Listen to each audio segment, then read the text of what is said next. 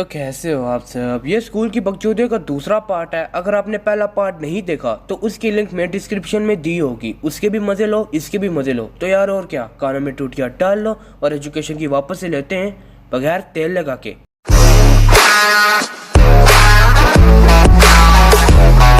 अब मैथ की तीन चीजों को छोड़कर कोई भी चीज तुम्हारी 50 से 70 साल की जिंदगी में काम नहीं आने वाली। अब पहले मैं वो तीन चीजें बता देता हूँ, वो है प्लस, माइनस और मल्टीप्लाई। बाकी वो चीजें जो तुम्हारी जिंदगी में काम नहीं आएंगी वो है एक्स की वैल्यू मालूम करना और अलजबरा। ये लगता है मुझे अलजबरा का सवाल, हल मैं कर लेता हूँ लेकिन फिर भी ये लगता है मुझे अलजबरा का सवाल। इसके बाद आते हैं एक्स की वैल्यू मालूम करना। चलिए शुरू करते हैं। एक्स की वैल्यू मालूम करना तुमने 7वीं क्लास से शुरू कर देना है। इन केस अगर तुमने फ्यूचर में मैथ के अलावा कोई और सब्जेक्ट रखा तो तुम बच जाओगे, लेकिन अगर तुमने मैथ ही रखा तो एक्स की वैल्यू तुम तब तक मालूम करते रहोगे जब तक तुम ग्रेजुएट हो जाओगे या तो पंखे से लटक के मर जाओगे।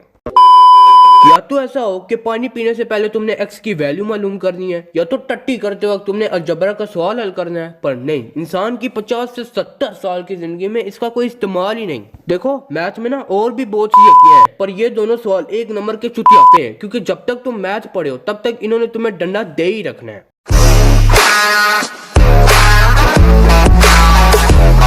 और जितना पैड़ा हाल हो गया ना उर्दू का, उतना किसी का नहीं हुआ ना। अगर तुम पाकिस्तानी हो तो उर्दू तुम्हारे लिए हलवा होना चाहिए, पर नहीं, हो ही नहीं सकना। 50-60 नंबर के लिए भी तुम्हारे फटके हाथ में आ जाती है। अब इंग्लिश में जो चवलियत थी ना, उर्दू में भी वही है, पर उर्दू में दो ऐसी चीजें जो हर इंसान को जहर लगती है। बंदा किसी की झोली में बैठ गया पर वो याद ना करे। मैं बात करूँ नज़्में और गजलों के शेर के बारे में। अब देखो, शेर याद करने में कोई तकलीफ नहीं है, पर ये जो बोलते हैं ना कि तशरीह को रट्टा मार कर आना है, ऐसा लगता है तारीख का सवाल याद कर रहे हैं। अब पता नहीं दादा परदादा के लक्कर दादा के पत्थर जमानों के लोगों के शेर लिखे होते हैं। और आजकल के शायरों ने कौन सा बड़ा तीर मार लिया है। आजकल के शायरों को महबूब के अलावा कुछ और मिलता नहीं है, और उस वक्त के शायर कह रहे कुछ और होते थे, मतलब उनका कुछ और होता था। सीधी सीधी बात कहूँ तो मुझे जहर लगते हैं बस।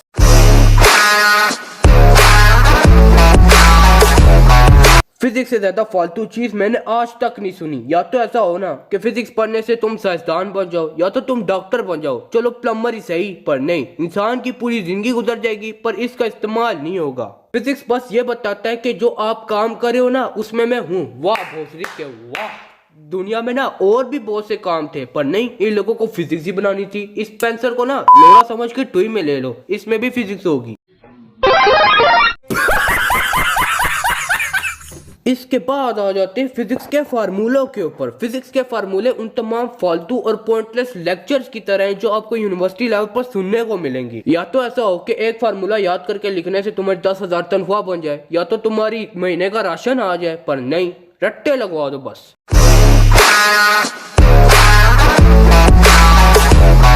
अब मैंने कंप्यूटर साइंस इसलिए रखी थी ताकि मैं कंप्यूटर में कोर्स कर सकूं, पर नहीं, सिस्टम ही उल्टा है। मुंह के आगे कंप्यूटर के बजाय किताबें पढ़ी हुई हैं। चलो बेसिक नॉलेज होनी चाहिए कि कौन सी चीज क्या है, इसका इस्तेमाल क्या है, इसका फायदा नुकसान क्या है। पर अपना टीचर इतना चवल निशान लगवा कर बोलता है इसे घर से याद करके आना है और लिख कर लेकर आना है, समझाने के बजाय रट्टे लगवा रहा होता है। जब भी कंप्यूटर का पीरियड शुरू होता है ना, मुझे 3 इडियट्स का वो पार्ट याद आ जाता है।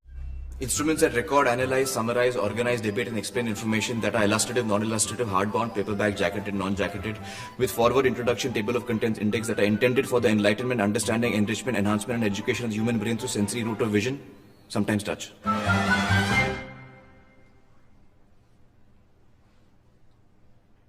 अरे कहना क्या चाहते हो? आपका मतलब है नंबर से फिलहाल जवाब मौसूल नहीं हो रहा है। बराए करम कुछ देर बाद कोशिश करें।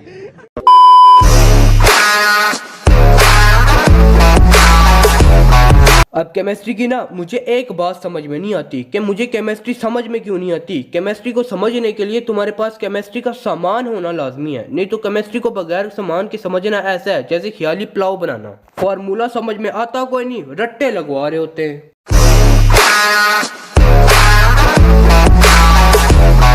अब जितनी नफरत मुझे पाक स्टडी से है ना, उतनी मुझे किसी से नहीं होनी। पाक स्टडी से ज्यादा चूतिया सब्जेक्ट इस पूरी दुनिया में नहीं होना। यानी वो चीजें याद करा रहे होते हैं जिसका प्रेजेंट से कोई वास्ता ही नहीं है। जैसे पहले करारदाद मकासद यानी आइन, कायदे-ए-आज़म के 14 निकात, किसी भी बड़े लीडर का बयान या तारीखें। पढ़ने में कोई मसला नहीं है, ना ही समझने में, पर ये जो बोलते हैं ना कि फिंगर टिप्स पे याद होना चाहिए, दिमाग का जूस निकल जाता है। प्रेजेंट की चीजों पे डिस्कस करने के बजाय 70 साल पुरानी चीजों पे डिस्कस कर रहे होते हैं। अबे चौथी है, अंग्रेज ना बन, उर्दू में पौक। भोसड़ी के मैं भी 9वीं में पढ़ता हूँ, 14वीं में नहीं। आजकल की बातें करने के बजाय 70 साल पुराना मौजूद छेड़ा होता है और हंत लेवल चुतिया पापा।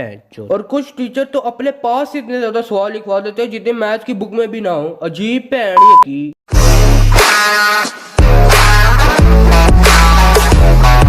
हफ्ते के 4 दिन एक जैसे गुजरेंगे। फ्राइडे को तुम्हें एक्स्ट्रा होमवर्क पकड़वा कर भेज देंगे, सैटरडे को तुम्हें एक्स्ट्रा याद करने को दे देंगे। जैसे आम दिन में 5 सवाल मिलते हैं ना, सैटरडे को तुम्हें 10 सवाल मिलेंगे। वजह कल संडे है, उसमें याद कर लेना। नहीं, हम लोग घर में वेले बैठे होते हैं ना, हर 5 मिनट बाद दिलाने के लिए कोना पकड़ा होता है। इन लोगों की नजर में वो इंसान मसरूफ होता है जो पढ़ाई के साथ साथ मजदूरी भी करता हो। बाकी सारे तो इस दुनिया में चकिया मारने के लिए आए हुए हैं। संडे का दिन आता तो समझ में नहीं आ रहा होता कि कल जो स्कूल से काम मिला है वो करें, आज का दिन एंजॉय करें, या कल स्कूल वापस जाना है इसकी टेंशन है। थम गुट रहा होता है पैन।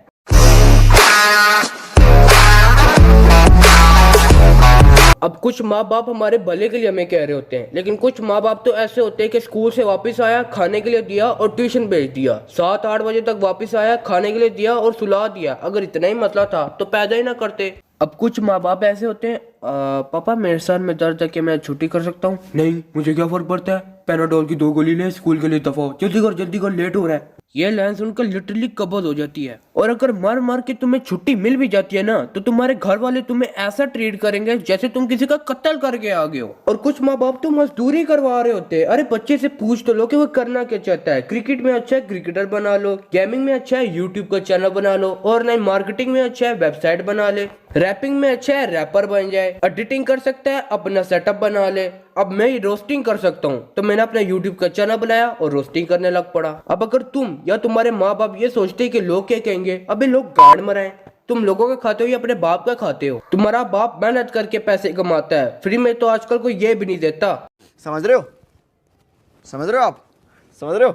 देखो, अगर हर कोई पढ़ा लिखा होता ना, तो नहीं तुम्हारी जिंदगी में ये होता, ना ये ना ये ना ये ना ये ना ये ना ये ना ये और ना ही मैं। तो यार आज की वीडियो मुकम्मल हुई। अगर आपको वीडियो अच्छी लगी है तो इसे लाइक मारो यार, और अगर वीडियो बहुत अच्छी लगी है तो इसे अपने दोस्तों के साथ शेयर करो ताकि वो भी मजा ले सके। और अगर चैनल पर नए हो तो नीचे जो सब्सक्राइब का बटन है उसके ऊपर अपना पानी फेंक कर उसे सफेद करो और साथ ही साथ बेल आइकन दबाओ ताकि अगली वीडियो में सबसे पहला मजा ले सको। अब मुझे भी स्कूल से काम मिला हुआ है, रट्टे मारने जा रहा हूँ। बाय। इश्तिहारी लौंडे बस।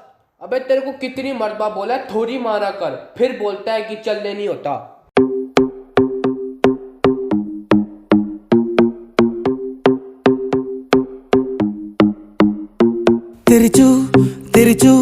तेरी चूड़ियों की खन खन से मेरा लंदन जाना छूट गया।